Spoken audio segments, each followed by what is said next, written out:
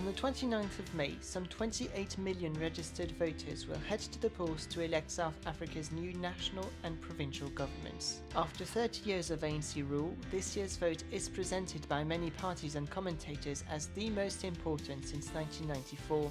With many new players in the political game, the results could steer the country in a new direction. With just a few days left until voting day, it's more than time for South Africans to make up their minds. And with hundreds of different parties and candidates to choose from across the country, we sport for choice. In the home stretch to the 29th of May, Johannesburg Journal is looking into what the biggest parties nationally have to offer. Every day we'll explain the vision and proposals of the 8 parties with the most chance of being elected to Parliament. The order in which the different parties are presented was decided by a draw. I'm Julien Trévian, you're watching Manifesto Explained on Johannesburg Journal. We begin this series with Mzansi. This is a new political party founded only a year ago with the ambition of creating a united, equal and prosperous society. Most opinion polls have suggested the party would get under 5% of the national vote. It is led by former journalist Songezo Zibi, who presented the People's Manifesto in January. Mzansi has 5 priorities: leadership and governance, safety and the rule of law, the economy and jobs, individual, family and community well-being, as well as the climate crisis.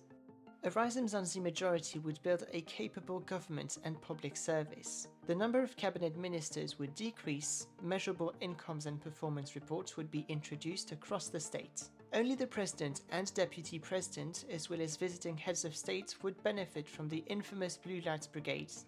Mzansi believes political interference in appointments to public service and state-owned enterprises should be scrapped. Transparent competition based on merit and expertise should instead be the norm, and capable people from all sectors should be considered to join the government. To ensure greater accountability, public records would be disclosed and government information would be accessible and easy to understand. Whistleblowers would receive better protection and be incentivized. A new agency would be created to investigate and prosecute corruption cases. The police and National Prosecuting Authority would receive more funding to deal with commercial and other priority crimes. The South African Police Service would have a new leadership and hire more detectives and forensic experts. Modern policing and investigating methods would be introduced thanks to a centralized IT system and by working with communities to gather intelligence and prevent crimes. Political interference in the Independent Police Investigative Directorate would be stopped and performance standards would be implemented across the police and justice to ensure accountability. Finally, dealing with gender-based violence would be prioritized and victims would receive better support. A Mzansi government would aim for an annual 6% growth of the GDP by implementing public-private partnerships. SA's state-owned enterprises portfolio would be reviewed as well as their boards and contracts. Particular attention would be paid to Eskom and Transnet, the main obstacles to economic growth according to the party. The government would help black, women and young entrepreneurs with upskilling and access to capital. Sectors that contribute the most to employment and exports would also be supported. Skilled immigration would be encouraged if it does not replace South Africans, but the government would engage with neighboring countries and employers to reduce illegal migration and workforce.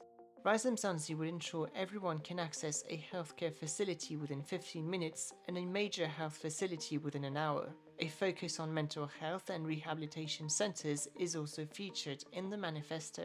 The government would eliminate hunger and malnutrition with grants, food vouchers, and encouraging local farming.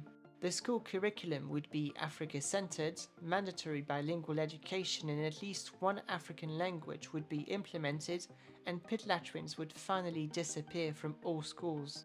Climate change is another important part of Mzansi's manifesto. Coal would be scaled down as an energy source in favor of wind, solar and nuclear power using international aid. It would also encourage prosumers with tax deductions for rooftop solar and focus particularly on impoverished communities. Once the energy crisis is resolved, low-income households would have free electricity from 9 AM to 3 PM. A Mzansi government would incentivize water efficiency projects and repair water and flood management infrastructure. It would also help decarbonize the economy and develop recycling.